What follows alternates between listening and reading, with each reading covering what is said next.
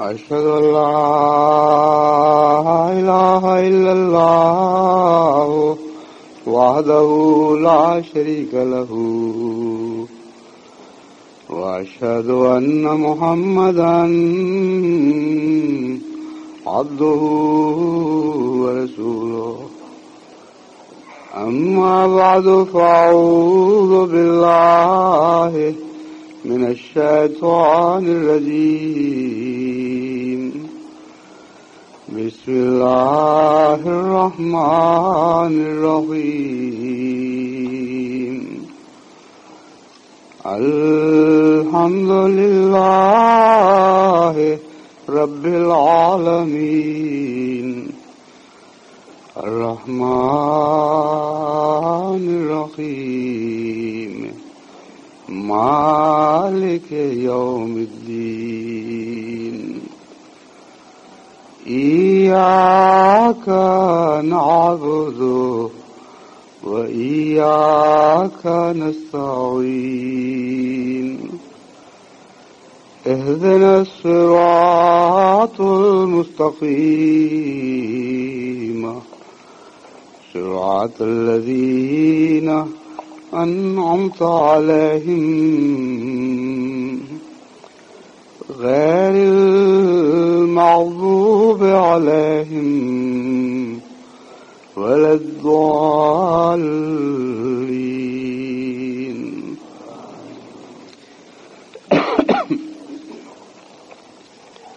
مذاہب اور کلٹس میں ایک نمایاں فرق ہے، لیکن پیشتر اس سے کہ میں اس مضمون کو آگے بڑھاؤں، میں یہ معلوم کرنا چاہتا ہوں کہ انگریزی میں ترجمے کا انتظام ہے یا نہیں. ٹھیک ہے. مذاہب میں اور کلٹس میں ایک نمایاں فرق ہے. آج کل مغربی دنیا میں کلٹس بہت متعارف ہیں، اور کچھ سال پہلے تو کلٹس فیشن بنی ہوئی تھی، اور یہی فرق ہے جو مذاہب اور کلٹس میں ہے کہ کلٹس فیشن کی حیثیت رکھا کرتی ہیں اور مذاہب مستقل قدریں ہوتے ہیں. مذاہب آ کر ٹھہر جایا کرتے ہیں اور آئندہ نسلوں میں منتقل ہوتے ہیں. کلٹس آ کر گزر جانے والی چیزیں ہیں جو اپنی قدروں کو آئندہ نسلوں میں منتقل نہیں کیا کرتی. بس یہاں امریکہ ہی میں کچھ سال پہلے مختلف قسم کی کلٹس آئیں اور چند سالوں میں بہت شہرت پا گئیں. لکھو کھا امریکنوں نے بعض دفعہ چمٹے ہاتھوں میں پکڑ لیے اور چمٹے بجانے ہی کو دین سمجھنے لگے. بعض دفعہ انہوں نے بال بڑھا لیے اور سکھ بننے میں ایک روحانی لذت محسوس کی. غرضی کے بہت سی کلٹس جو باہر کی دنیا سے تعلق رکھتی تھیں، یعنی مشرقی دنیا سے یا مغربی دنیا سے، وہ یہاں آتی رہیں اور کچھ کمائیاں کر کے خواب کی طرح مٹ جاتی رہیں اور کوئی مستقل تعبیریں پیچھے نہیں چھوڑ گئیں. اس کے مقابل پر مذاہب، جیسا کہ میں نے بیان کیا ہے، ایک سنجیدہ خدمت کے لیے دنیا میں قائم کیے جاتے ہیں. یہ دو لفظ سنجیدہ اور خدمت، ان دونوں کا مذاہب کے ساتھ گہرا تعلق ہے، اور اسی لیے ان میں وزن پایا جاتا ہے.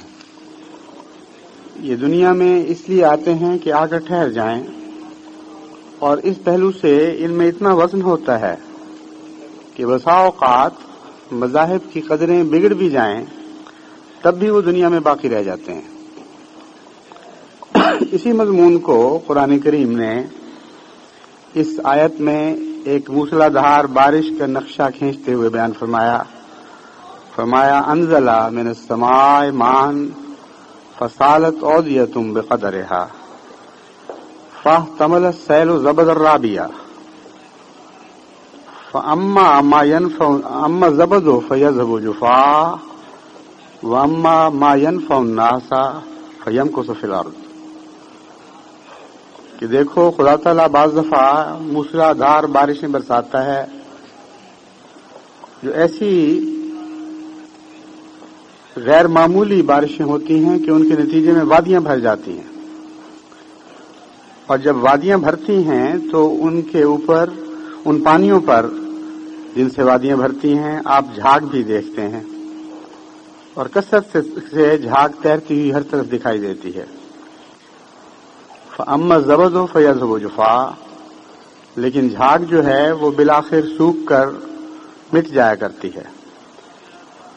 اور وہ چیزیں جو بنی نوع انسان کے فوائد کی ہیں وہ زمین میں بیٹھ جاتی ہیں۔ بس ہر سیلاب کے بعد آپ یہی نظارہ دیکھتے ہیں کہ سیلابوں کے ساتھ جھاگیں بھی اٹھتی ہیں جو چند دن نظر آتی ہیں، جبکہ زمین میں بیٹھنے والی چیزیں دکھائی نہیں دیتی، ان میں نمائش نہیں پائی جاتی۔ جھاگ سب سے زیادہ انسان کی نظر کو پہلے پکڑتی ہے کیونکہ وہ سطح پر تیرتی ہے اور اس میں ایک نمائش کا پہلو پایا جاتا ہے، لیکن چند دن کے بعد جھاگ کا وجود تو نہیں رہتا، لیکن وہ سیلاب کا پانی اپنے پیچھے بعض قیمتی چیزیں، بعض اجزاء، بعض نمکیات،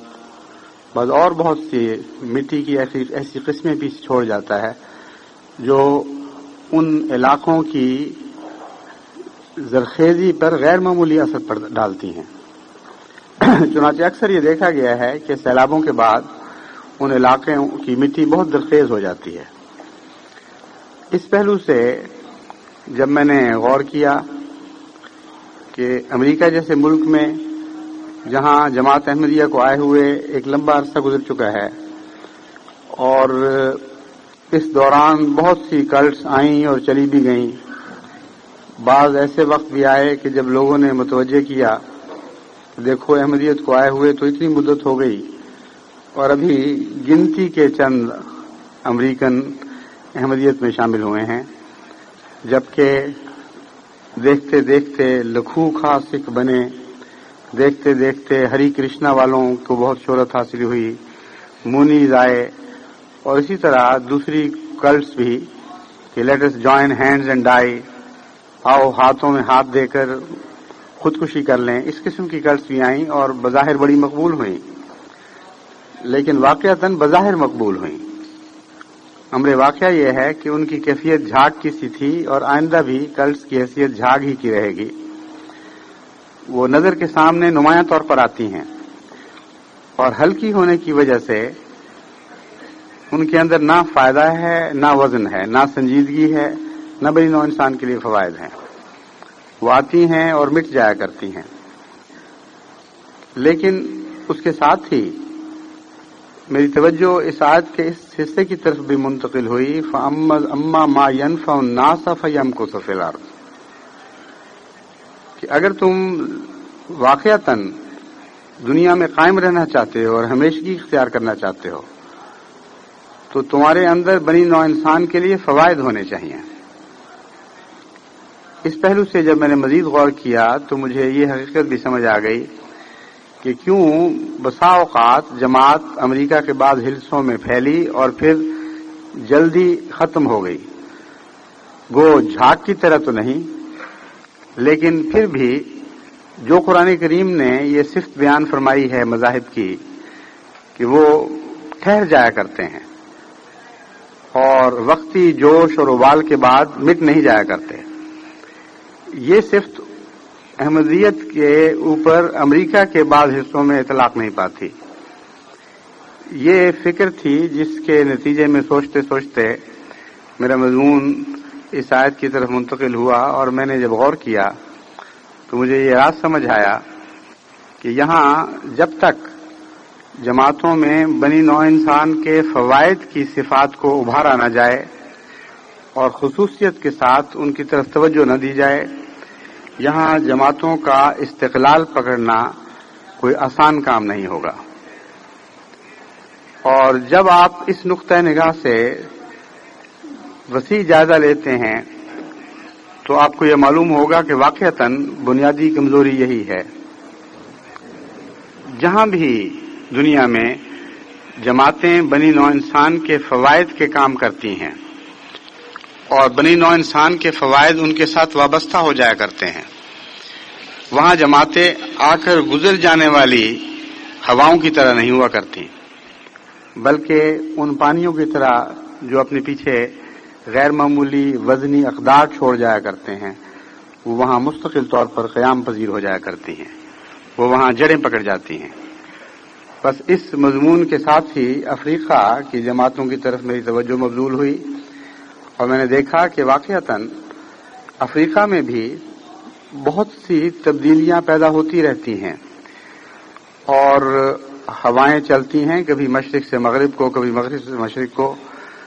مذاہب کی طرف توجہ بھی ہوتی ہے، مذاہب سے توجہ ہٹ بھی جایا کرتی ہے، لیکن جماعت احمدیہ کا جہاں تک تعلق ہے، مسلسل وقت کے گزرنے کے ساتھ جماعت زیادہ مضبوط ہوتی چلی گئی ہے اور زیادہ مضبوط ہوتی چلی جا رہی ہے، اور جماعت کے پاؤں زیادہ گہرے جمتے چلے جا رہے ہیں. لیکن انہی حصوں میں جہاں بنی نوع انسان کے فوائد ان سے وابستہ ہیں، جہاں بنی نوع انسان کے نظر آنے والے فوائد ان سے وابستہ نہیں ہیں، وہاں ایسی مضبوطی کی کیفیت دکھائی نہیں دیتی. چنانچہ مغربی افریقہ میں جہاں جہاں اسکولز ہیں، ہسپتال ہیں، اس کے علاوہ جماعت میں خدمت کا جذبہ پایا جاتا ہے. بنی نوع انسان کی خدمت کے جذبے سے بنی نوع انسان کی خدمت کے جذبے کی روح جماعت میں زندہ ہے. وہاں اللہ تعالیٰ کے فضل کے ساتھ کوئی انقلاب بھی جماعت کے اوپر برا اثر نہیں ڈالتا. حکومتیں آتی ہیں، چلی جاتی ہیں، بعض دفعہ جمہوری حکومتیں قائم ہوتی ہیں، بعض دفعہ فوجی حکومتیں قائم ہوتی ہیں، اور بعض دفعہ بڑے خطرناک قسم کے بھی انقلاب آتے ہیں. وہ دوسری چیزوں پر اثر انداز ہو جاتے ہیں مگر جماعت پر اثر انداز نہیں ہوتے. چنانچہ اب جو 100 سالہ جبلی کے سلسلے میں وہاں مختلف ممالک میں ان کے بڑے بڑے لوگوں نے، یعنی دنیا کے نقطۂ نظر سے بڑے لوگوں نے، حکومت کے نمائندوں نے، وزراء نے، بڑے بڑے چیفز نے جماعتی تقریبات میں حصہ لیا. ان کی جو رپورٹیں مجھ تک پہنچتی ہیں ان میں یہ بات سب سے نمایاں نکلی کہ ہر مقرر نے اس بات پر زور دیا کہ یہ جماعت بنی نوع انسان کے فائدے کی جماعت ہے. اور بعض نے اپنے بچپن کے واقعات بتائے کہ ہماری یادیں جماعت کے ساتھ اس وقت سے وابستہ ہیں جب ہم نے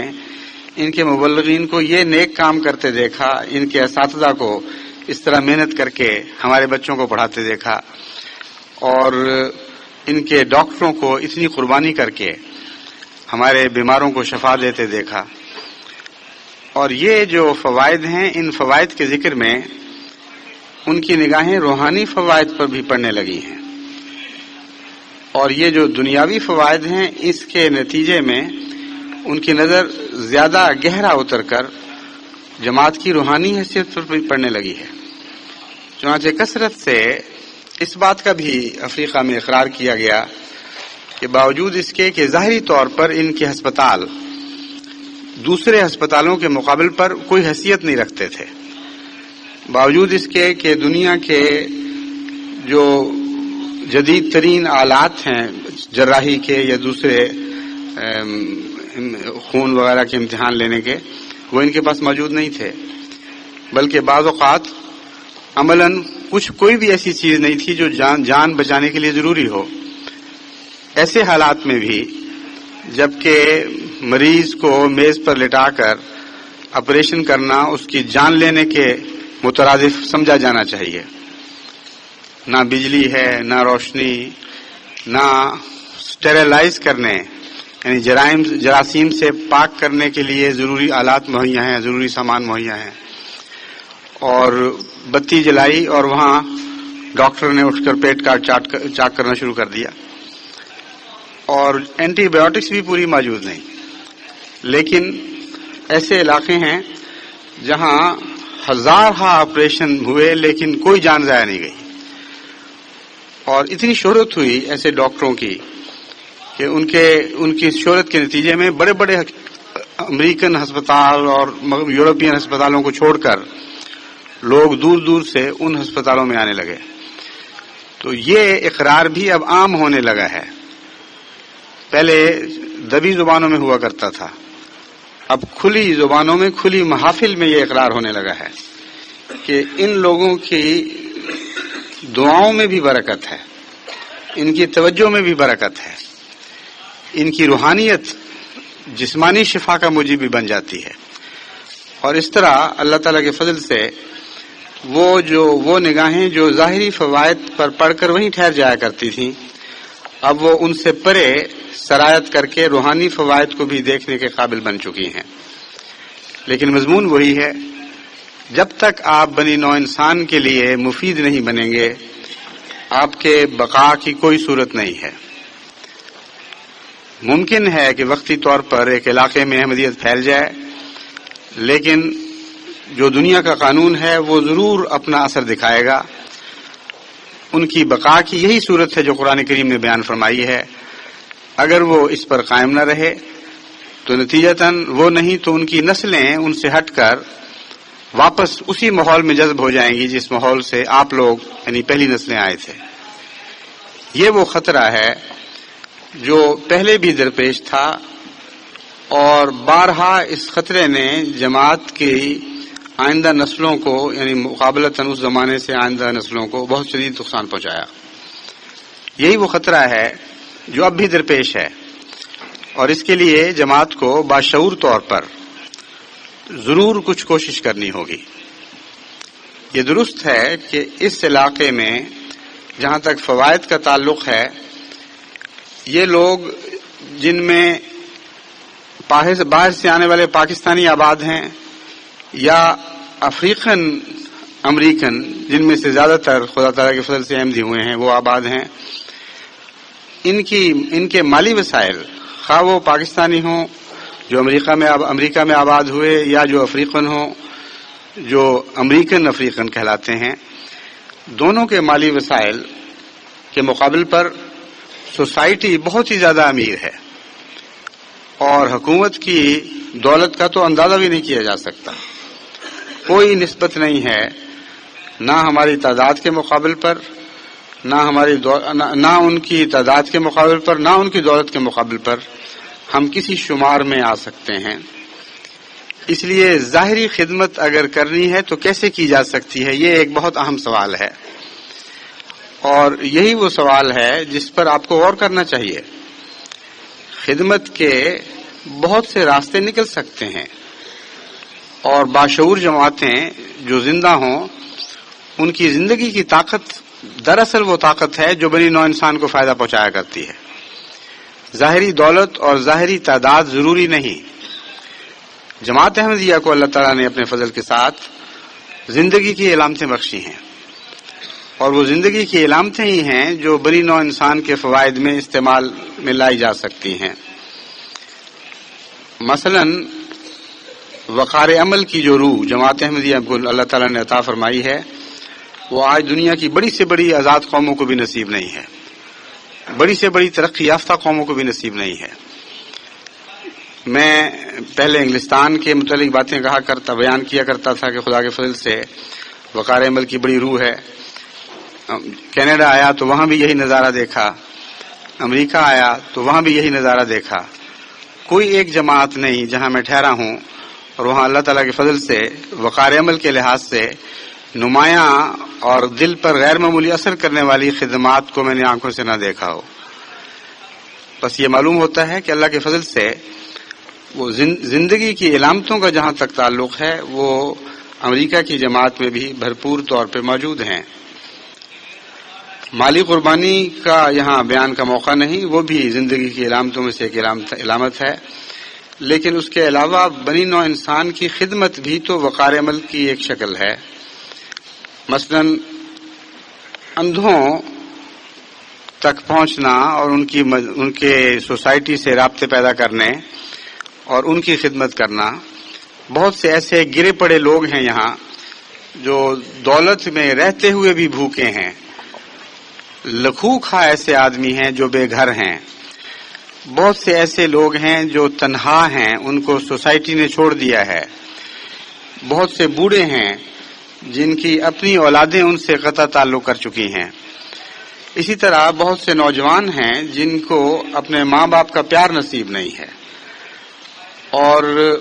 جو لوگ ان سوسائٹیوں سے احمدی ہوتے ہیں وہ جب خط لکھتے ہیں تو ان سے مجھے یہ ساری باتیں معلوم ہوتی ہیں کہ بعض افریقن احمدیوں میں سے، یعنی افریقن امریکنز میں سے احمدی ہوئے تو مجھے لکھا کہ یہ میرے حالات ہیں، اور بعض دفعہ بڑے دردناک حالات ہوتے ہیں۔ ایک نوجوان ہے جو بچپن سے بے سہارا رہا ہے، اور اس سے کسی ایفرو امریکن نے، یعنی ہمارے رنگدار بھائی نے جو امریکن ہیں، پیار کا سلوک کیا۔ اسی سلوک سے متاثر ہو کر وہ احمدیت کی طرف مائل ہوا اور احمدیت قبول کی، پھر مجھے خط لکھا کہ یہ میرے حالات ہیں۔ تو جہاں تک دکھوں کا تعلق ہے وہ تو دنیا کی امیر ترین سوسائٹی میں بھی موجود ہیں، بلکہ امر واقعہ یہ ہے کہ بعض پہلوؤں سے امیر سوسائٹیوں میں دکھ زیادہ ہیں، صرف ٹٹولنے کی بات ہے۔ بہت سے ایسے دوست آپ کو چلتے پھرتے نظر آئیں گے جو بظاہر خوش ہوں گے اور رقص و سرود کے عادی یا شراب کے دھنی، لیکن جب آپ ان کو ٹٹول کر دیکھیں گے تو آپ حیران ہو جائیں گے کہ ان کے سینے مختلف قسم کے غموں اور فکروں سے چھلنی ہوئے ہیں۔ بس بنی نوع انسان کے فوائد کے معاملے میں یہ ضروری نہیں ہے کہ فائدہ پہنچانے والی قوم اس قوم سے امیر ہو جس کو فائدہ پہنچایا جا رہا ہے، بلکہ وہ خواص جو زندہ مذاہب کے نتیجے میں انسانوں کو عطا ہوتے ہیں، وہ خواص ہی اپنی ذات میں فوائد کا سرچشمہ بن جایا کرتے ہیں۔ اسی لیے قرآن کریم نے حضرت اقدس محمد مصطفیٰ صلی اللہ علیہ وآلہ وسلم کے غلاموں کے متعلق فرمایا، کنتم خیر امۃ اخرجت للناس، اے امت محمدیہ، تم جب سے دنیا میں امتیں پیدا کی گئی ہیں اس وقت سے ہمیشہ کے تمام زمانوں کو شامل کر کے تم بنی نوع انسان کے لیے بہترین امت ہو جو نکالی گئی ہو۔ اخرجت للناس نے اس مضمون کو حل کر دیا کہ کیوں بہترین ہو، فرمایا اس لیے کہ تم ان کے فائدے کے لیے ہو۔ اب جس زمانے میں یہ آیت نازل ہوئی ہے اس زمانے میں تو اسلام کو کوئی دنیا کی دولت نصیب نہیں تھی۔ اس زمانے میں بعض مسلمان جو مسجد سے وابستہ تھے، اصحاب الصفہ کہلاتے تھے، ان میں سے بعض کو کئی وقت کے فاقے پڑا کرتے تھے، اور بالعموم مسلمان غریب تھے۔ تو اس آیت نے یہ ہمیں دکھا دیا کہ بنی نوع انسان کے فوائد کا جہاں تک تعلق ہے اس کا دولت سے تعلق نہیں ہے، بلکہ ایک رجحان سے تعلق ہے۔ اور آگے جو مثال دی وہ بھی عظیم الشان مثال ہے، اس میں بھی کسی دولت کی ضرورت نہیں۔ تامرون الناس بالمعروف وتنہون عن المنکر، کہ سب سے بڑا بنی نوع انسان کو فائدہ پہنچانے کا طریق یہ ہے کہ ان کو نیک باتوں کی نصیحت کرو اور بری باتوں سے روکو۔ اب اس میں کون سے پیسے لگتے ہیں؟ بس سوسائٹی جو دکھوں سے بھری ہو اور جہاں بد عادات پیدا ہو رہی ہوں، جہاں معاشرے بگڑ رہے ہوں اور اس حد تک بگڑ رہے ہوں کہ ان کی آئندہ نسلوں کے لیے بقا کا سوال پیدا ہو جائے کہ وہ زندہ بھی رہیں گی کہ نہیں، ایسی صورت میں جماعت احمدیہ کے لیے روپے پیسے کا انتظار کرنا کہ روپیہ پیسہ ہو تو ہم خدمت کریں، نہایت بے وقوفوں والی بات ہوگی۔ آپ کے پاس روحانی دولت موجود ہے، آپ کے پاس وہ اخلاقی اقدار موجود ہیں۔ جہاں تک کچھ خدمت کا یعنی مادی خدمت کا تعلق ہے، اس کی ایک دو مثالیں میں نے دی ہیں، وہ کی بھی جا سکتی ہیں، لیکن اس کے علاوہ جو بڑی خدمتیں قرآن کریم ہمارے سپرد کرتا ہے، اگر ان خدمتوں میں لگ جائیں تو آپ پر لازماً اس آیت کا اطلاق ہوگا کہ فَأَمَّا مَا يَنْفَعُ النَّاسَ فَيَمْكُثُ فِي الْأَرْضِ، کہ دیکھو خبردار وہ قومیں یا وہ افراد یا وہ چیزیں جو بنی نوع انسان کے لیے فوائد رکھتی ہیں وہ باقی رہا کرتی ہیں، ان کو خدا تعالیٰ مٹنے نہیں دیا کرتا۔ بس جہاں تک سیلاب کے نظارے کا تعلق ہے وہ تو ایک قدرتی خودرو چلنے والا ایک نظارہ ہے۔ جہاں تک مذہبی جماعتوں کا تعلق ہے اس میں ایک اور عنصر بھی داخل ہو جاتا ہے، وہ اللہ تعالیٰ کی غیر معمولی تائید کا عنصر ہے اور اس کے وعدے کا عنصر ہے۔ بس جہاں جہاں جماعتیں موجود ہیں اگر وہ یہی پروگرام بنائیں کہ اپنے معاشرے کی تکلیفوں کا جائزہ لینے کے بعد، ان کی بد عادات کا جائزہ لینے کے بعد ان کے خلاف ایک جہاد شروع کریں۔ اس کے لیے ضروری نہیں ہے کہ وہ ان کو پہلے احمدی بنائیں، یہ بھی ضروری نہیں کہ وہ کوئی مذہبی اختیار کر لیں، خواہ اسلام ہو یا غیر اسلامی کوئی مذہب ہو۔ یہاں قرآن کریم اس قسم کی کوئی تفریق نہیں کرتا۔ قرآن کریم صرف یہ ایک تقاضا کرتا ہے کہ اگر تم خیر امت بننا چاہتے ہو، اگر تم اپنی بہتری کے اپنے بہتر ہونے کے مضمون کو ثابت کرنا چاہتے ہو اور اس سے استفادہ کرنا چاہتے ہو، تو یہ کام تو ضرور تم کر سکتے ہو، اور یہ فوراً شروع کر دو کہ ماحول پر نظر رکھتے ہوئے ان کی برائیوں کو دور کرنے کی کوشش شروع کر دو، اور ان کے اندر خوبیاں پیدا کرنے کے لیے ایک جہاد کرو۔ اب یہ ایسا عظیم الشان مضمون ہے، بظاہر سادہ اور بے خرچ، لیکن بہت ہی گہرا اور بہت ہی عظیم الشان مضمون ہے،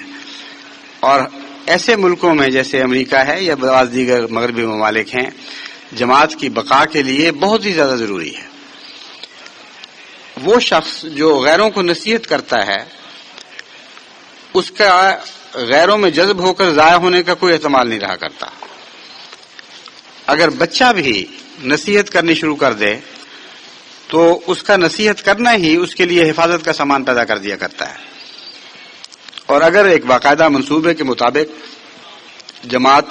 ہر جماعت میں جو امریکہ میں موجود ہے، نصیحت کے گروہ بنائے جائیں، بدیوں سے روکنے کے گروہ بنائے جائیں، چھوٹے بچوں کو بھی اس میں ملوث کیا جائے، جو اسکول میں ہیں وہ اسکول کے ان بچوں کے لیے نصیحت کے پیغام دیں جو بیچارے معصومیت میں ڈرگ ایڈکشن کے جال میں پھنستے چلے جاتے ہیں، اور طرح طرح کی برائیاں سکھانے کے لیے باقاعدہ یہاں مافیا قائم ہیں، بہت بڑے بڑے دولت کے شکنجے ہیں جن کے اندر بدیاں سکھانے کی تربیت دی جاتی ہے، اور پھر ان شکنجوں میں آ کر پھر کوئی انسان باہر نکل نہیں سکتا۔ ان سب باتوں پر نظر رکھتے ہوئے حکمت اور عقل کے ساتھ اگر اس معاشرے کو جو یہاں آپ دیکھتے ہیں بظاہر خوبصورت اور چمکدار، اس کے اندر چھپے ہوئے دکھوں کو دور کرنے کی آپ کوشش کریں گے تو یقیناً آپ خدا کے نزدیک ان قوموں میں شمار ہوں گے جن کو خدا کی تقدیر لازماً دنیا میں باقی رکھا کرتی ہے۔ پھر یہ دردناک نظارے دیکھنے میں نہیں آئیں گے کہ بعض جگہ جماعتیں قائم ہوئیں اور کچھ عرصے کے بعد اگر وہ پیچھے نہیں ہٹے تو ان کی اگلی نسلیں پیچھے ہٹ گئیں۔ اس لیے پہلی بات تو یہ ہے کہ نصیحت کے معاملے میں بدیوں سے روکنا اور اچھی بات کی تلقین کرنا، اس میں تمام امریکہ کی جماعتیں غیر معمولی جد و جہد کے ساتھ منصوبے کے تحت کام کریں۔ دوسرا پہلو ظاہری فوائد کا یہ ہے، یعنی ظاہری فوائد کی دوسری قسم، یعنی دوسری تو نہیں کہنا چاہیے، چند قسموں میں سے ایک قسم یہ ہے کہ یہاں جتنے بھی گروہ نیک کاموں میں ویسے مصروف ہیں ان سے رابطے پیدا کریں اور ان سے تعلقات بڑھا کر ان کی خدمت میں اپنے آپ کو اپنے نام پیش کریں، اور پھر باقاعدہ جماعتی نظام کے تابع ان کی خدمت کریں۔ ہر قسم کے ایسے خدمت کرنے والے گروہ یہاں قائم ہیں جو منظم طور پر کام کرتے ہیں، اور اگر ان کو روپے کی ضرورت پیش آتی ہے تو ان کے لیے روپیہ مہیا کرنے والے بھی موجود ہیں۔ اس کے لیے آپ کو اپنی جیب سے کچھ خرچ نہیں کرنا پڑے گا۔ ان گروہوں سے رابطے پیدا کرنے اور ان کو منظم کارکن مہیا کرنے، یہ ایک بہت گہرا اثر رکھنے والا کام ہے، جس کے نتیجے میں دل بھی جیتے جاتے ہیں اور کام کرنے والوں کے اندر بھی اپنی عظمت کا احساس بیدار ہوتا ہے، اور وہ نیکیوں پر پھر مستقل طور پر قائم ہو جایا کرتے ہیں۔ اس ضمن میں نے کینیڈا میں دیکھا، وہاں جماعت نے تعلقات کے دائرے بڑھائے ہیں اور مختلف لوگوں کی مختلف رنگ میں خدمتیں شروع کی ہیں۔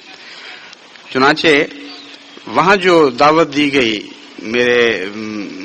میرے لیے مجھ سے ملاقات کروانے کی خاطر، جس کو آپ ریسیپشن کہتے ہیں، تو وہاں جن کو دعوت دی تھی شاذ ہی کوئی ایسا تھا جو نہ آیا ہو، اور جو بھی آیا اس نے جب مجھ سے میری ملاقات کی اس بات کا ضرور ذکر کیا کہ احمدی بہت اچھے لوگ ہیں، ان میں بڑا خدمت کا جذبہ ہے اور بے لوث خدمت کرنے والے ہیں. بس وہ معمولی سی خدمت جس میں یقیناً کوئی مالی قربانی شامل نہیں تھی، بلکہ محض کوئی چند کام کسی کے کر دینے، کسی کے ساتھ حسن سلوک کرنا اور اپنی خدمات پیش کرنا، اس قسم کی چھوٹی چھوٹی باتیں ہوں گی. اس کا بھی اتنا گہرا اثر تھا کہ بعض بڑے بڑے آدمیوں نے مجھے بتایا کہ ہم تو جماعت کا کردار دیکھ کر حیران رہ گئے ہیں،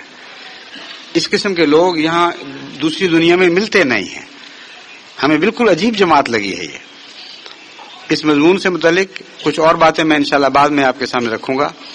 مگر میں آپ کو یہ بتانا چاہتا ہوں کہ وہ جماعت جو بنی نوع انسان کو فائدہ پہنچانا چاہتی ہو، قرآن کریم کے بیان کردہ اصولوں کے تابع اس کو ضرور مواقع مل جاتے ہیں. یہ کہنا درست نہیں ہے کہ امریکہ جیسے عظیم الشان ملک میں جو تمام دنیا کو روٹی کھلا رہا ہے اور تمام دنیا کو روپے پیسے سے اور ہتھیاروں سے مدد کر رہا ہے، یہ چھوٹی سی غریب جماعت کیا خدمت کر سکتی ہے؟ بہت بڑا فرق ہے ان خدمتوں کا جو سیاسی حکومتیں کیا کرتی ہیں اور ان خدمتوں کا جو بنی نوع انسان کے فوائد کی خاطر مذہبی جماعتیں کیا کرتی ہیں. سیاسی خدمتوں میں ہمیشہ کچھ بندھن، کچھ الجھنیں ہوتی ہیں، کچھ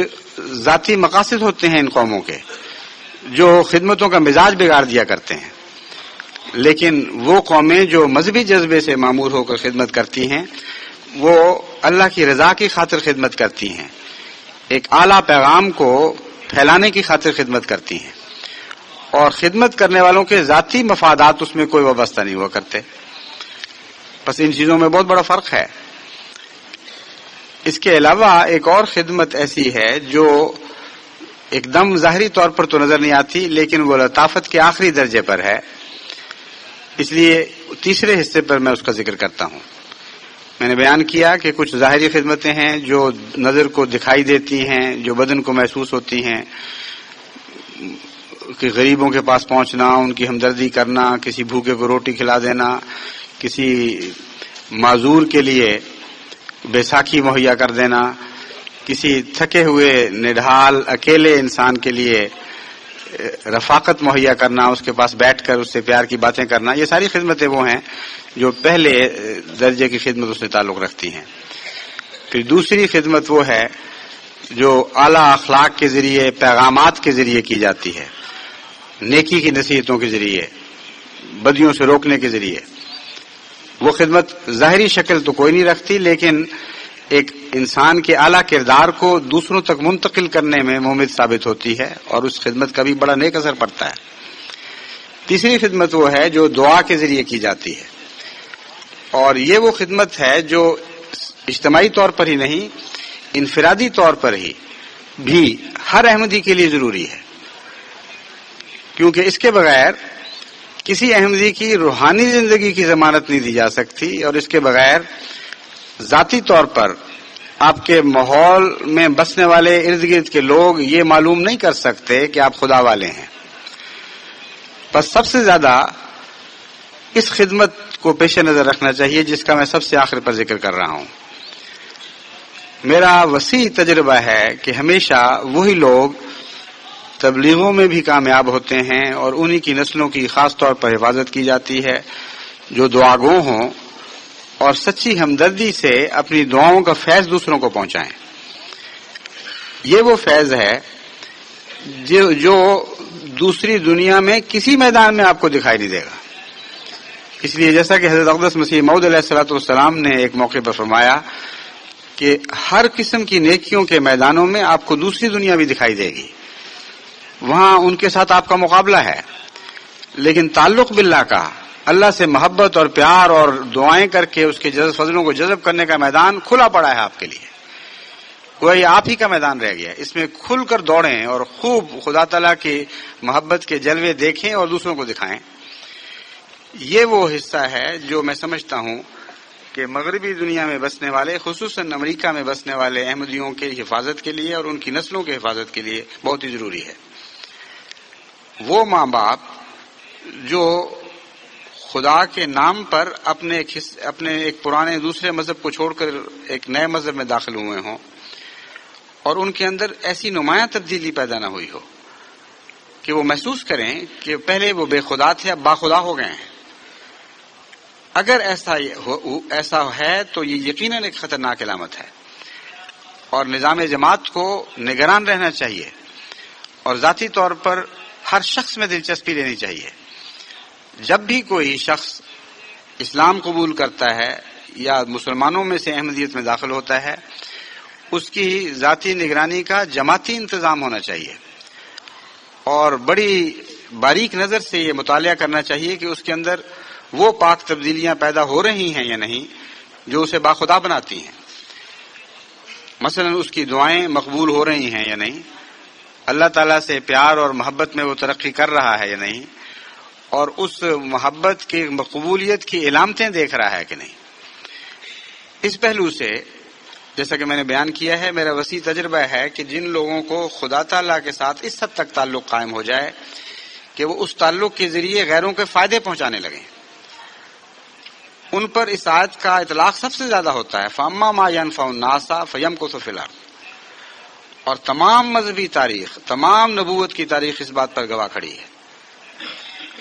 انبیاء جب دنیا میں ایک پیغام لے کر آتے ہیں تو ان کے ساتھ بظاہر کوئی ظاہری فائدہ بھی قوم کو میسر نہیں آتا، کچھ بھی ان کی ذات سے وابستہ نہیں ہوتا، بلکہ وہ جب آتے ہیں وہ تو ایسے پیغام دیتے ہیں کہ جو دولت مند تھے وہ فقیر ہو جایا کرتے ہیں، ان کے اموال لوٹ لیے جاتے ہیں، جو گھر والے تھے وہ بے گھر ہو جایا کرتے ہیں، جو وطن رکھتے تھے وہ بے وطن ہو جایا کرتے ہیں،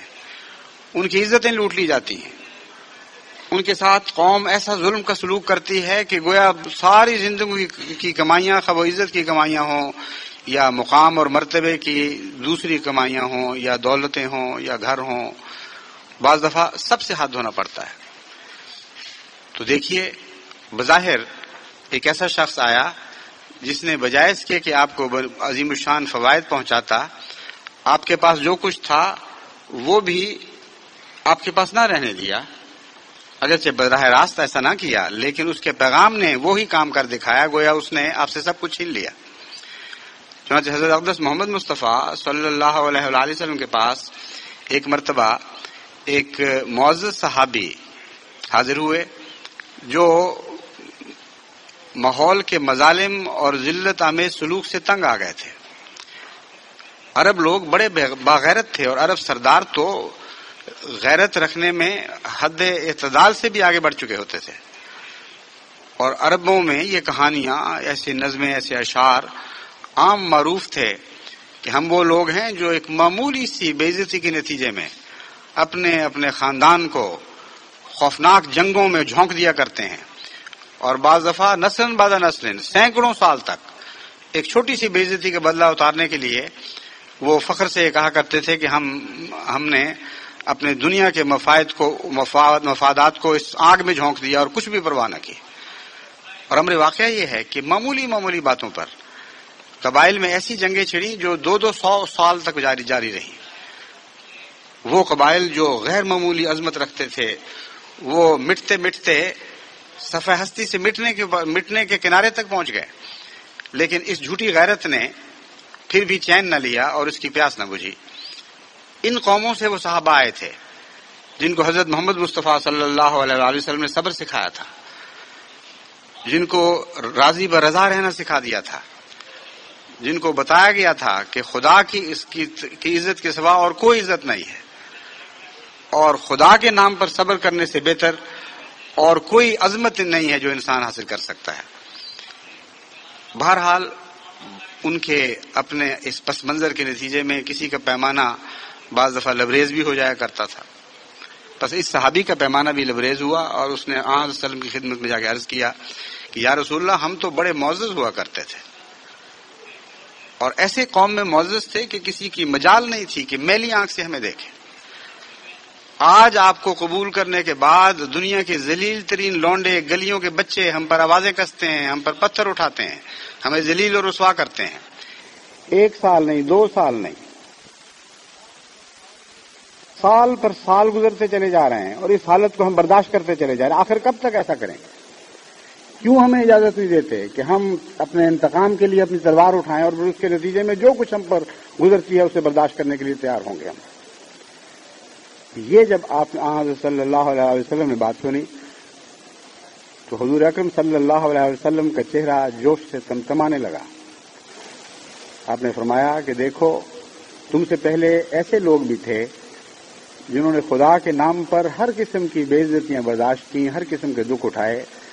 یہاں تک کہ ان میں ایسے بھی تھے جن کو لوہوں کے آنکڑوں سے،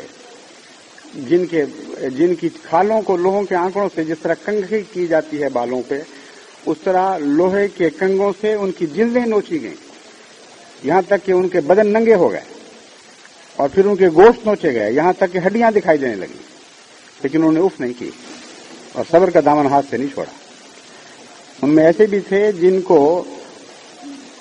بعض درختوں سے باندھ کر ان کے سر پر آلے چڑھائے گئے اور سر سے لے کر نیچے تک دو نیم کر دیا گیا، جس طرح شاخیں تو وہ کاٹی جاتی ہیں،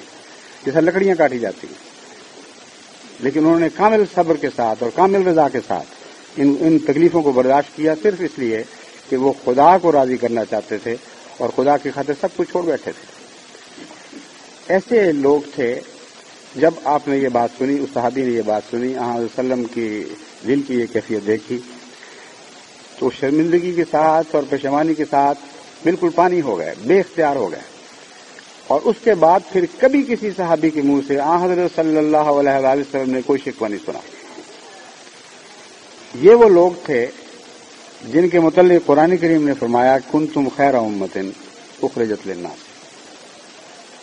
اے محمد مصطفیٰ کے غلاموں، بظاہر تمہارے پاس کچھ بھی نہیں ہے لیکن تم خیر امت ہو. اس دنیا ہی کی نہیں، صرف عربوں کی نہیں، بلکہ ارد گرد کی تمام دنیا کی، اس ساری دنیا کی بھلائیاں تم سے وابستہ کی جا چکی ہیں اور آئندہ آنے والی نسلوں کی بھلائیاں بھی تم سے وابستہ کی جا چکی ہیں. ان بھلائیوں کا راز دراصل ان کے تعلق باللہ میں تھا، اور تعلق باللہ ہی تھا جو سب سے زیادہ بنی نوع انسان کے فوائد کے لیے خدا اللہ تعالیٰ کی طرف سے اس دنیا کو عطا کیا گیا تھا. یعنی تعلق باللہ تو محمد رسول اللہ صلی اللہ علیہ وسلم کے دل میں تھا، لیکن وہ تعلق پھیلا، نور ایسا تھا جو ایک سینے میں رہنے والا نہیں تھا، دوسرے سینوں میں منتقل ہوا. اور آخری مقصد یہ تھا کہ بنی نوع انسان کو فائدہ پہنچے. بس دیکھیے کہ جب رسول دنیا میں آتے ہیں تو ان کے آغاز میں کسی قسم کی دنیاوی شوکت یا برتری ان کو نہیں ملا کرتی. ایک رسول تنہا دنیا میں آتا ہے، ساری دنیا اس کی مخالفت کرتی ہے، اور وہ بنی نوع انسان کے فوائد کے لیے سب سے زیادہ اہم وجود ہوا کرتا ہے اپنے زمانے میں. بس وہ کون سی چیز ہے اس رسول میں جس سے بنی نوع انسان کے فوائد وابستہ ہو جاتے ہیں؟ وہ اس کا تعلق باللہ ہے، وہ اللہ سے اس کا پیار ہے، اللہ سے اس کی محبت ہے، اور اس کے جواب میں اس کی دعاؤں کی مقبولیت ہے. بس یہ تیسری چیز ہر دوسری چیز سے زیادہ اہمیت رکھتی ہے. اگر نئے ہونے والے احمدیوں کو یا جو پرانے احمدی ہیں ان کو بھی، اور جو بچے احمدیوں میں پیدا ہو رہے ہیں ان کو بھی اس نقطۂ نگاہ سے دیکھا جائے کہ کتنے ان میں سے ہیں جنہوں نے خدا تعالیٰ سے براہ راست تعلق قائم کر لیا ہے اور ان کی دعائیں قبول ہوتی ہیں. اگر اس پہلو سے جائزہ لیا جائے اور تربیت کا انتظام کیا جائے تو میں آپ کو یقین دلاتا ہوں کہ مغربی دنیا میں اور امریکہ میں بسنے والوں کو کوئی خطرہ نہیں ہے. ان کو اس ملک سے گھبرا کر بھاگنے کی ضرورت نہیں، ان کو اس فکر کی ضرورت نہیں کہ ہماری نسلوں کا کیا بنے گا. ظاہری تعلیم و تربیت کا انتظام نہ بھی ہو، اکیلا بھی ایسا شخص ایک بہت بڑے شہر میں بستا ہو جو برائیوں کی آماج کا بن چکا ہو، تب بھی اگر خدا کا تعلق اس کو حاصل ہے تو اس نے ضرور فتح یاب ہونا ہے. اس کی نسلوں کو دنیا میں کوئی طاقت نقصان نہیں پہنچا سکتی. پھر میرا ذہن حضرت اقدس محمد مصطفیٰ صلی اللہ علیہ وسلم ہی کی طرف منتقل ہوتا ہے. آپ نے ایسی ہی دنیا میں تو قدم رکھا تھا جس کے متعلق قرآن کریم فرماتا ہے ظہر الفساد فی البر والبحر. یعنی فساد ایسا غالب آ چکا ہے کہ نہ اس نے تری کو چھوڑا، نہ خشکی کو چھوڑا، نہ تری کو چھوڑا. ہر قسم کے لوگ، خواہ وہ مذہبی تھے یا غیر مذہبی تھے، فساد سے مغلوب ہو چکے ہیں. حضرت صلی اللہ علیہ وآلہ وسلم کو اس فساد سے کوئی خطرہ نہیں تھا. وہ فساد جس نے ساری دنیا کو مغلوب کر لیا تھا، اس فساد کو مغلوب کرنے کے لیے ایک رسول بھیجا گیا، وہ تنہا تھا، اور اس وقت اس کے ساتھ اور کوئی نہیں تھا سوائے خدا کی محبت کے. بس یہی وہ زندگی کا نسخہ ہے جو پہلے کامیاب ہوا تھا اور آج بھی کامیاب ہوگا. اس نسخے کے سوا اور کوئی نسخہ کامیاب ہو نہیں سکتا. اس لیے جماعت امریکہ کو اس طرف توجہ کرنی چاہیے. میں آپ کو یقین دلاتا ہوں کہ جس شخص کو یہ ذاتی تجربہ ہو کہ خدا تعالیٰ اس سے محبت کرتا ہے، اس کی دعاؤں کو قبول کرتا ہے، وہ اپنے فیض کو اپنی ذات تک محدود نہیں رکھا کرتا. میں ان لوگوں کی بات نہیں کر رہا جو دکھاوے کی خاطر یہ بتانے کے لیے کہ مجھ سے اللہ کا تعلق ہے بڑھ بڑھ کر مجالس میں یہ باتیں کرتے ہیں کہ اس طرح خدا مجھ سے سلوک کرتا ہے. میں ان لوگوں کی بات کر رہا ہوں جو جانتے ہیں کہ خدا کو ان سے تعلق ہے اس حد تک کہ وہ ذرہ نوازی فرماتے ہوئے ان سے پیار کا سلوک کرتا ہے. جب ان کی نظر کسی دکھی پر پڑتی ہے تو خواہ اس کو بتائیں یا نہ بتائیں، بے اختیار ان کے دل سے دعا نکلتی ہے، اور پھر ایسے لوگوں کی خوشبو ماحول میں پھیلنے لگتی ہے خود بخود. کہتے ہیں مشک کی خوشبو چھپائے چھپتی نہیں، مشک آنس کے خود بے گوید نہ کہ عطار بے گوید. مشک تو وہ ہوتا ہے جو خود بخود اپنی بو پھیلاتا ہے بجائے اس کے کہ عطار بتائے کہ اس میں خوشبو ہوتی ہے. تو وہ لوگ جو خدا کی محبت سے معطر ہو چکے ہوتے ہیں، جو خدا کی رضا کے عطر سے ممسوح ہو چکے ہوتے ہیں، ان کی خوشبو خود بخود پھیلتی ہے. وہ چھپائیں تب بھی پھیلتی ہے، وہ نہ دکھانا چاہیں تب بھی لوگوں کو نظر آتی ہے، اور پھر لوگ ان کی طرف متوجہ ہوتے ہیں. لوگ ان سے کہتے ہیں کہ ہمارے لیے بھی کچھ کرو، ہمارے لیے بھی دعا کرو، ہماری بھی چارہ جوئی کرو. اور ان کے خدا کے تعلق کے نشانات دیکھ کر پھر کثرت کے ساتھ ان کا حلقہ وسیع ہونے لگتا ہے اور لوگ ان کی طرف مائل ہوتے ہوتے ان کے مذہب کو قبول کرتے ہیں. تبلیغ کا بھی سب سے بڑا اور سب سے مؤثر یہی ذریعہ ہے. انبیاء کی قبولیت کا راز اسی بات میں ہے. اسی وجہ سے جب بھی کوئی کہتا ہے کہ میں خدا کی طرف سے ہوں، لوگ کہتے ہیں معجزہ دکھاؤ. دلیل پہلے نہیں مانگا کرتے، پہلے معجزہ مانگتے ہیں، کیونکہ ہر انسان کے دل میں یہ بات جاگزین ہے کہ جو خدا کی طرف سے ہے اس کے ساتھ خدا کی تائید کے نشان ہونے چاہیے. بس آپ نے بھی تو اس دنیا میں یہی دعویٰ کرنا ہے اور یہی آپ کا دعویٰ ہے. اگر یہ دعویٰ نہیں تو پھر احمدیت کا یہاں پھیلانا ایک بالکل بیکار اور بےمانی کوشش ہوگی، کیونکہ پیسے آپ نے ان سے مانگنے کوئی نہیں.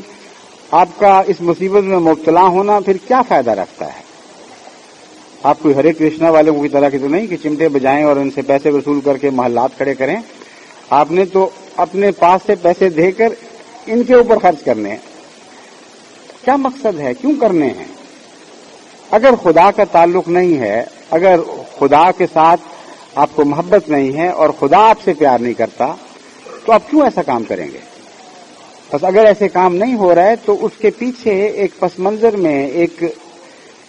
تکلیف دہ منظر بھی تو دکھائی دیتا ہے. اگر کسی جماعت میں یہ آثار دکھائی نہ دیتے ہوں تو میری نظر سطح پہ نہیں ٹھہرتی، بلکہ میں پرلی طرف جھانک کر دیکھتا ہوں اور میں اس بارے میں سخت بے چین ہو جاتا ہوں کہ خدا کے تعلق میں کمی کیوں ہے. کیوں ابھی تک وہ اس خدا سے آشنا نہیں ہوئے جس کے متعلق حضرت مسیح موعود علیہ الصلوۃ والسلام فرماتے ہیں کہ میرا بس چلے تو ڈھنڈورے پیٹوں دنیا میں، دفیں بجاؤں اور اس بلند آواز سے دنیا میں منادی کروں کہ لوگوں کے کان پھٹ جائیں کہ دیکھو تمہارا ایک خدا ہے، ہماری اعلیٰ لذات اس خدا سے وابستہ ہیں، وہی ہماری بہشت ہے. پس بنی نوع انسان کو اگر آپ فائدہ پہنچانا چاہتے ہیں تو فائدے کی آخری شکل جس سے بلند تر فائدہ کوئی متصور نہیں ہو سکتا، وہ ان کو اپنے خدا میں شریک کرنا ہے. خدا کا تو کوئی شریک نہیں، لیکن خدا کے بندے اپنے خدا میں دوسروں کو شریک کرتے چلے جاتے ہیں اور محض اپنے لیے نہیں رکھا کرتے. یہ علم کہ خدا ایک ایسی دولت ہے جس کے ساتھ ساری دنیا کو بھی شریک کر لیں تو وہ دولت ختم نہیں ہو سکتی. یہ علم ان کو اس بات سے بے نیاز کر دیتا ہے کہ اس دولت میں اور شریک ہوں گے تو میرا کیا بنے گا. بلکہ امر واقعہ یہ ہے کہ یہ دولت ایسی ہے جس میں اگر آپ دوسروں کو شریک کریں گے تو آپ کی دولت بڑھے گی. وہی لوگ خدا سے زیادہ محبت پاتے ہیں، وہی لوگ خدا کی نظر میں بلند تر مراتب حاصل کرتے چلے جاتے ہیں، جو خدا کے تصور کو دوسروں میں پھیلاتے ہیں اور خدا کی دولت کو دوسروں میں بانٹتے ہیں۔ بس اپنی دولت بڑھانے کا بھی تو یہاں یہ طریق ہے کہ اپنی دولت بانٹی جائے۔ یہ وہ روحانی نظام ہے جس کو سمجھ کر، جس کو جاری کر کے حقیقت میں امریکہ میں احمدیت کامیاب ہو سکتی ہے، ورنہ اور کوئی ذریعہ نہیں۔ اتنا خطرناک ملک ہے، یہاں کی فضا زہریلی ہے، یہاں لوگ ظاہری پولوشن کی باتیں کرتے ہیں، وہ بھی بہت ہے، اس میں شک نہیں کہ ہمسایہ ملک بھی امریکہ کی ظاہری پولوشن سے بڑے سخت نالاں ہو چکے ہیں، اور یہ شکوے وہاں سے اب کھلی آواز میں سنائی دینے لگے ہیں کہ امریکہ جو انڈسٹری کے ذریعے فضا میں سلفر کا تیزاب پھیلاتا ہے، وہ ہمارے ملک میں زہر کی بارش بن کے برستا ہے۔ بس یہ تو ایک نظر آنے والی بیماری ہے، وہ روحانی بیماریاں جن سے یہاں کی فضا آلودہ ہے اتنی خطرناک ہیں اور اس طرح دوسرے ملکوں میں برس رہی ہیں کہ دور دور تک ہلاکت کا پیغام پہنچا رہی ہیں۔ جس طرح بظاہر بارشیں زندگی کی خاطر آیا کرتی ہیں، لیکن ان میں اگر تیزاب شامل ہو جائے تو وہ موت کا پیغام بن کر پانی برسا کرتا ہے، اسی طرح بظاہر علم اور فیض کے دوسرے ناموں پر امریکن اثرات دوسرے ملکوں میں پہنچ رہے ہوتے ہیں، لیکن دراصل چونکہ ایک بے خدا تہذیب ہے اور کئی قسم کی برائیوں سے بھیگ چکی ہے، پوری طرح بوجھل ہو چکی ہے، اس لیے جب یہ برستی ہے تو اس کے ساتھ زہر برستا ہے، 100 قسم کی بدیاں برستی ہیں، اور بہت دور دور تک وہ قومیں بھی ان برائیوں سے متاثر ہو رہی ہیں جو بڑی بڑی قومیں اور آزاد قومیں ہیں، اور وہ قومیں بھی جو غریب قومیں اور پسماندہ قومیں ہیں۔ تو اس ملک میں رہتے ہوئے آپ کی حفاظت کیسے ہو سکتی ہے؟ یہ خیال کر لینا کہ ایک مربی مقرر کر دیا جائے جو آپ کے بچوں کو ظاہری تعلیم دے دے، بچگانہ خیال ہے۔ جن بچوں کو چاروں طرف سے گندا ماحول اور زہریلا ماحول ہر وقت اپنی طرف کھینچ رہا ہے، جن بچیوں پر گلی کے ہر قدم پر ابتلا آتا ہے، جہاں گندگی ہے، جہاں ننگا پن ہے، جہاں ٹیلی ویژن ہر قسم کی گندگی پھیلا رہی ہے دنیا میں، جہاں رقص و سرود اور گانوں میں اپنے ہوش و حواس ڈبو دینے کے سوا لذت کا اور تصور باقی نہیں رہا، اگر ہے تو وہ اس سے زیادہ بھیانک جرائم میں ہے، ڈرگز میں ہے، معصوم بچوں کی عزتیں لوٹنے میں ہے، قتل و غارت میں ہے، ہر قسم کے جرائم اس سوسائٹی میں نشو و نما پا رہے ہیں، اور آپ یہ سمجھتے ہیں کہ آپ کے لیے مربی مہیا ہو جائے یا اسکول کی کلاسز لگ جائیں تو آپ بچ جائیں گے، یہ غلط خیال ہے۔ وہ اپنی جگہ ضروری ہے، جب بھی توفیق ہو جماعت کو ایسا کرنا چاہیے۔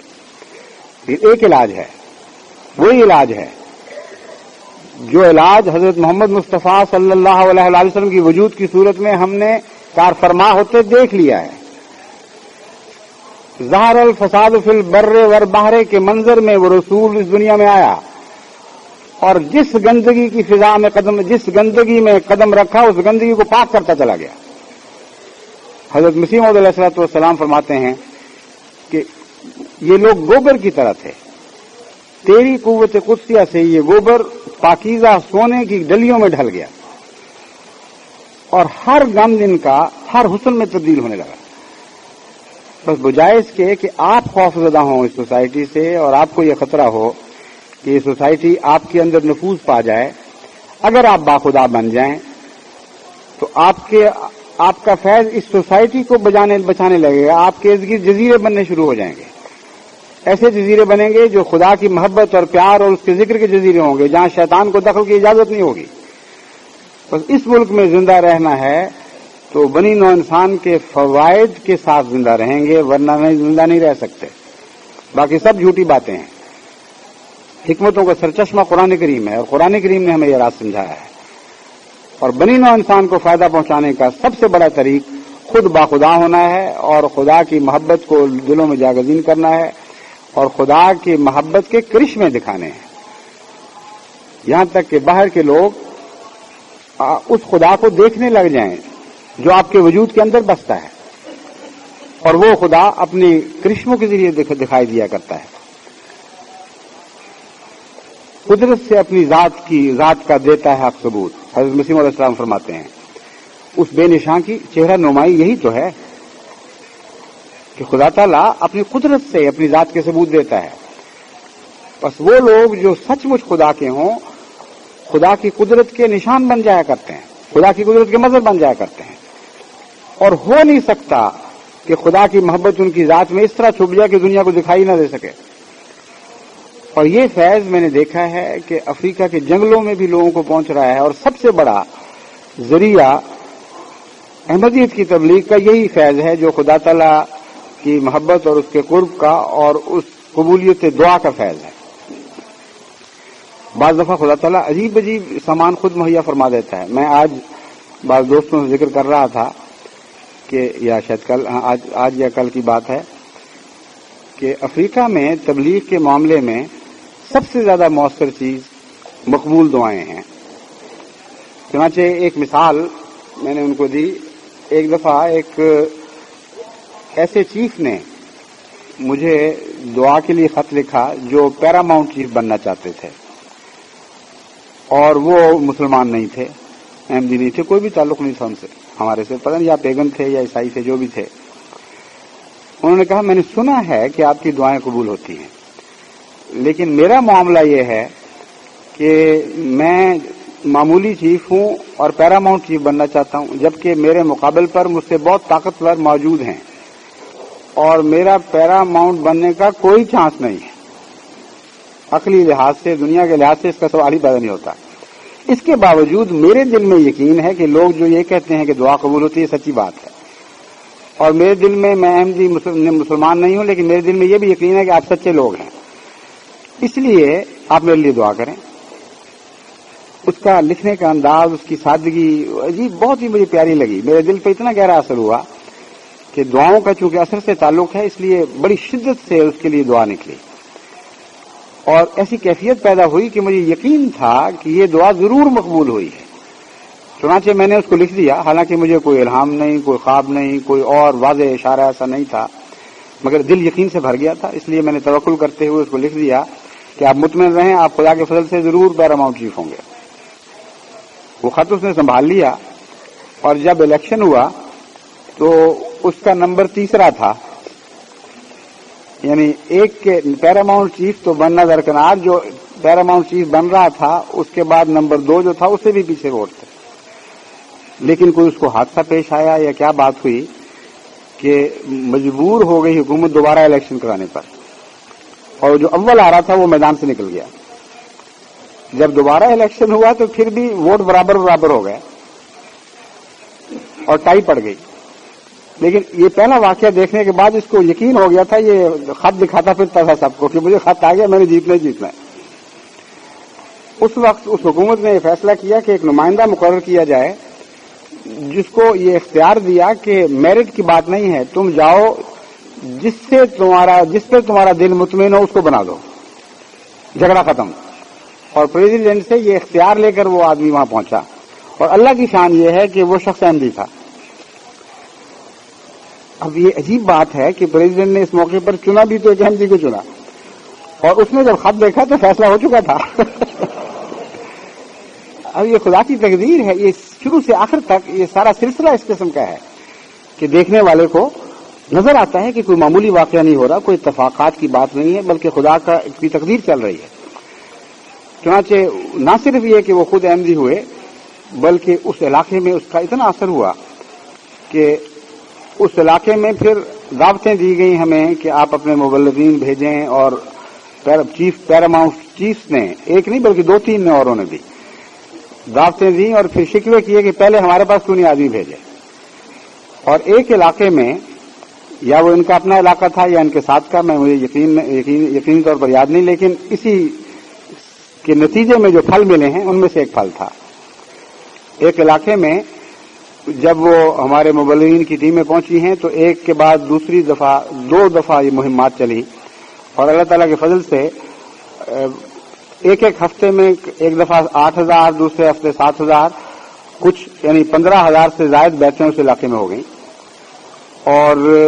مبلغین یہ کہتے ہیں کہ ہماری اپنی کمزوری ہے, ہمارے پاس وسائل نہیں ہیں, ہم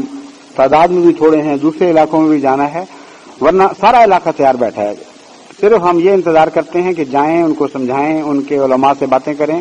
اور وہ مطمئن ہو جائیں. تو ایک دعا, اور وہ بھی ایسی جو لکھنے والے کی وجہ سے خاص رنگ پکڑ گئی ہو, اور اس کے نتیجے میں خدا نے اتنے پھل دیے ہیں. اس کے علاوہ بھی ایسے کرشمے روز افریقہ میں دکھائی دیتے ہیں جہاں دعاؤں کے نتیجے میں خدا تعالیٰ کثرت سے جماعت کو پھیلا رہا ہے. جب میں جہاز میں آ رہا تھا تو ایک دوست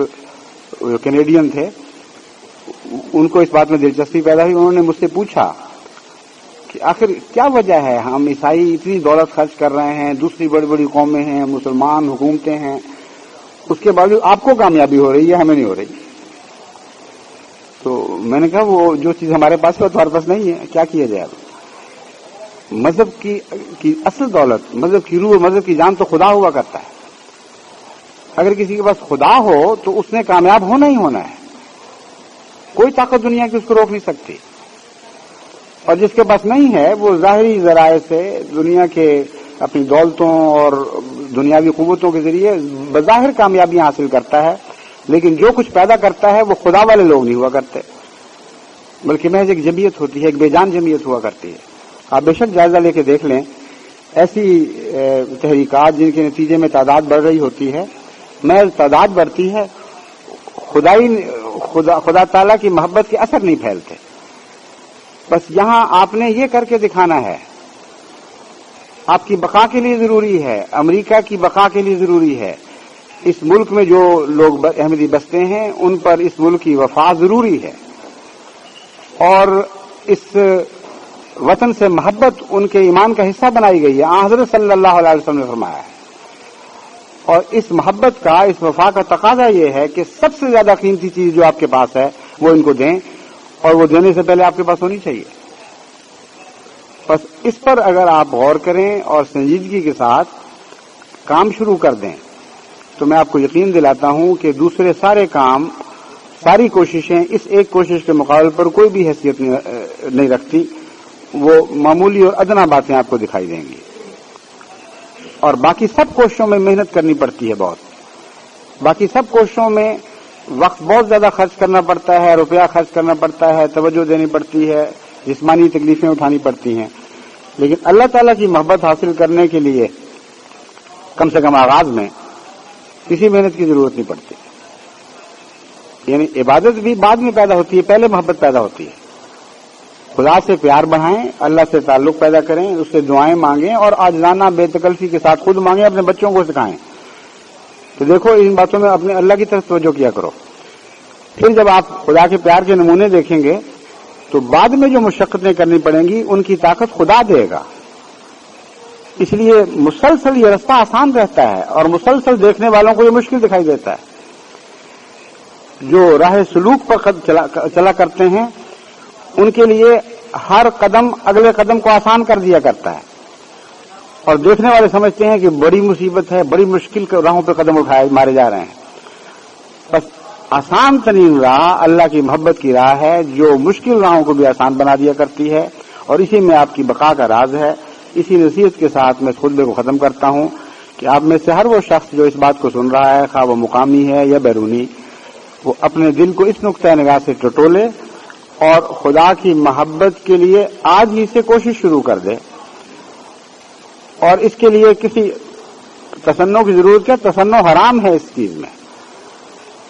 یہ وہ کوشش ہے جو بے تکلفی سے پیدا ہوگی, جو سیدھی سادھی بات کرنے سے کہ اے اللہ مجھے تجھ سے پیار ہو گیا, یا میں کرنا چاہتا ہوں, میری مدد فرما, اور میں تیری خاطر رہنا چاہتا ہوں, اور میں تیری خاطر اپنی اولاد کی تربیت کرنا چاہتا ہوں, تو میری مدد فرما. اتنی سی بات کرنے میں بھلا کون سی تکلیف ہے, بلکہ لذت ہے. یہ بات کرتے کرتے آپ تجربہ کریں گے کہ آپ کے دل میں ایک عظمت پیدا ہو چکی ہوگی. یہ دعا کرنے کے ساتھ ہی اس کی قبولیت کا نشان آپ نے اپنے اندر جذباتی تحریک کی صورت میں دیکھیں گے. بس اس راہ پر آپ قائم ہو جائیں, اللہ آپ کے ساتھ ہو, ہمیشہ آپ میں خدا والے لوگ پیدا ہوں اور کثرت سے پیدا ہوں. اور اگر امریکہ کی وہ جماعت جو آج موجود ہے یہ خدا والی بن جائے تو میں آپ کو یقین دلاتا ہوں کہ سارے امریکہ کی تقدیر بدل کر رکھ سکتی ہے. وہ کام جو آپ کو دور کا کام دکھائی دیتا ہے, یہ ناممکن دکھائی دیتا ہے, وہ ضرور ہو کے رہے گا. کیونکہ خدا جن کے ساتھ ہو جائے ان پر کوئی دنیا کی قوم غالب نہیں آیا کرتی، اور خدا جن کے ساتھ ہو جائے وہ لازماً دنیا کی ہر قوم پر غالب آ جایا کرتے ہیں۔ اللہ ہمیں اس کی توفیق عطا فرمائے۔